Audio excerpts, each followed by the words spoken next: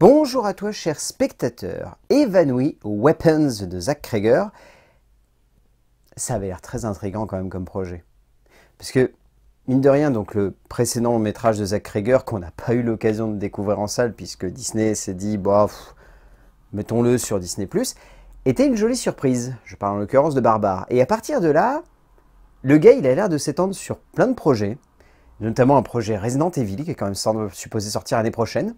Mais entre-temps, il y a donc cette œuvre qui avait l'air d'être un tout petit peu influencée par Stephen King, mais qui donnait vraiment envie avec ce pitch. Le résumé pour faire simple, lorsqu'en pleine nuit, à 2h17, une classe entière d'enfants disparaît dans la nuit, la ville de Maybrooks sombre en pleine psychose. Tout le monde se met alors à accuser la professeure de ses enfants, Justine.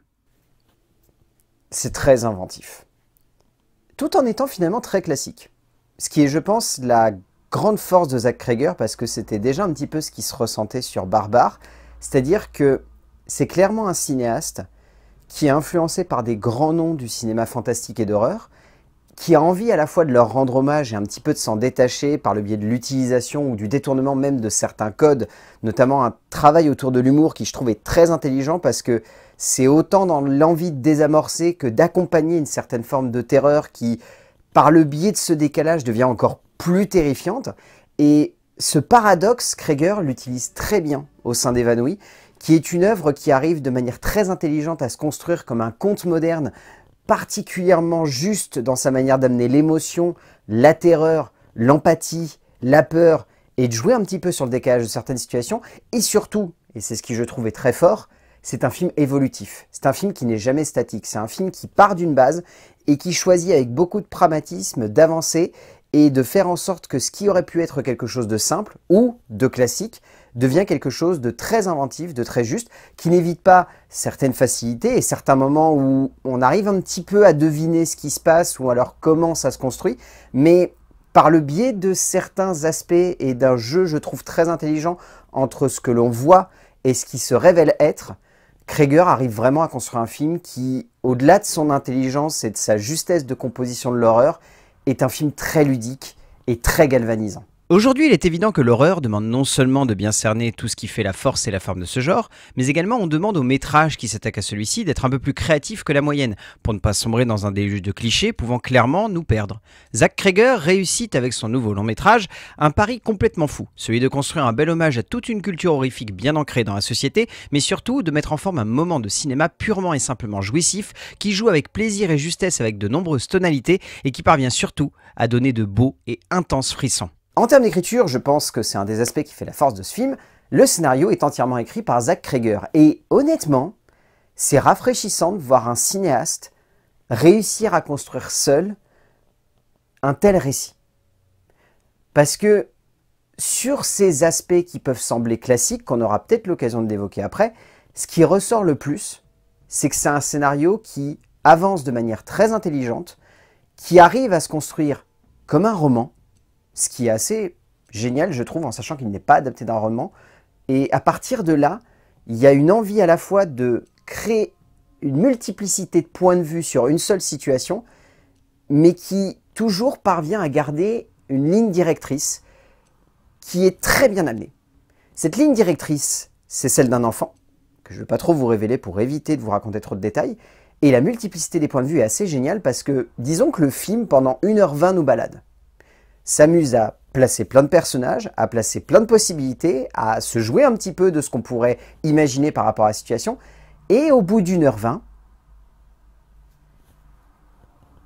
je ne vais pas vous le dire parce que sinon ça serait vraiment vous raconter un point extrêmement fort qui fait que le film part sur autre chose et devient un moment de cinéma où l'idée de conte que j'évoquais au début prend tout son sens.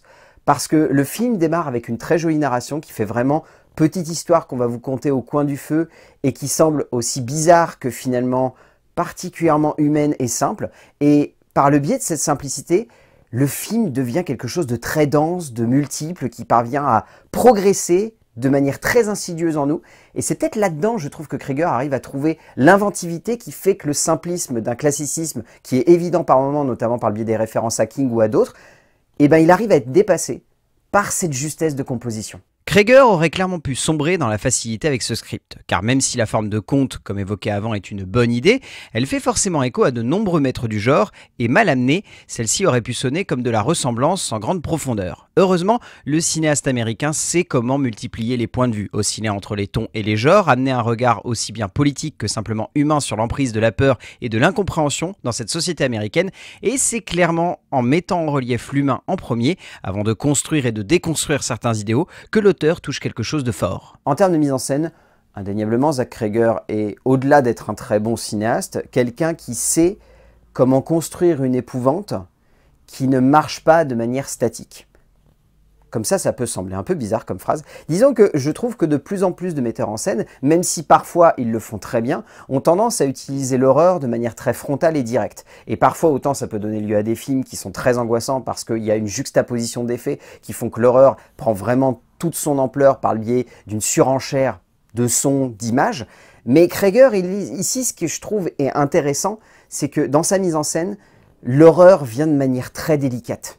C'est assez génial, mais il y a toute une série de plans où ça fait vraiment peur, mais peur de manière très juste et de manière très fine. Et ça amène des instants où vraiment on est presque suspendu à ce qui pourrait réellement nous terrifier.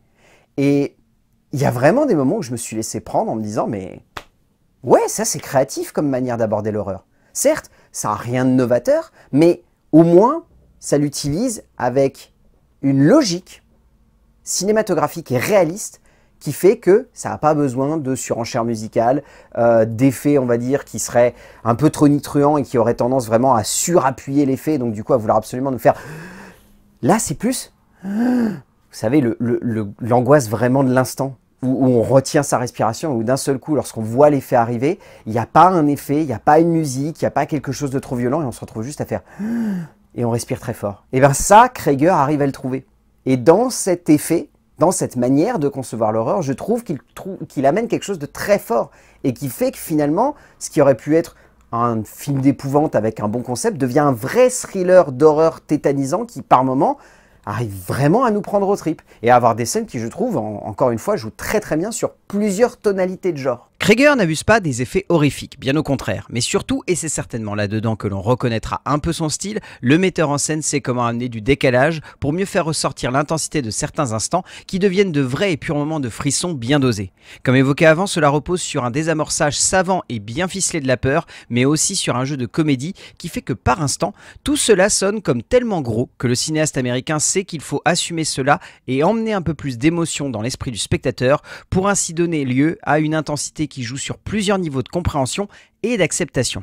En termes de casting, on ne va pas se mentir, celui-ci est particulièrement efficace et au-delà de son efficacité, je trouve, est extrêmement immersif. Tous les acteurs sont impressionnants. Je pourrais vous citer Austin Abrams, qui je trouve est fantastique dans le rôle de Anthony. Je pourrais vous citer Carey Christopher, qui est exceptionnel dans le rôle de Alex. On a aussi Amy Madigan, très très bien. Benedict Wong est un immense acteur et ici le démontre une nouvelle fois. Toby Huss est un grand second couteau du cinéma américain et ici le démontre une énième fois. Hayden Ehrenreich est très bien. Je le trouve très juste dans un rôle aussi sympathique que parfois aussi horrible. Je trouve que Josh Brolin est particulièrement juste durant des scènes qui sont très dures, mais où l'acteur n'est jamais dans la surenchère, fonctionne très bien, mais ils se font tous dépasser par une actrice qui est un petit peu en train de nous faire une Pedro Pascal cet été, puisqu'elle est dans plusieurs longs métrages d'affilée en enchaînant les semaines, mais pour autant, vraiment, elle est très très bien ici. Julie Garner est tout simplement folle durant une majorité du film, offrant une prestation qui tend à la perfection la première grosse partie du métrage, livrant ainsi une prestation attachante et juste du début à la fin.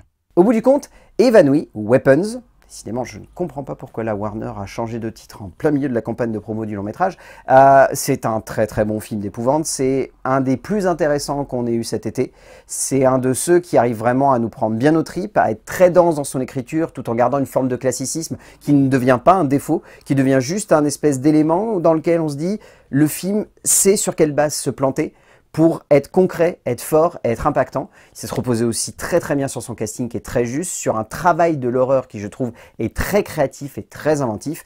Donc rien que pour ça, Évanoui de Zach Cregger, si vous avez l'occasion de le voir en salle, allez-y. N'hésitez pas, vous allez avoir un bon petit moment de frisson et ça va vous ramener un petit peu de frais dans cet été très très chaud. A plus.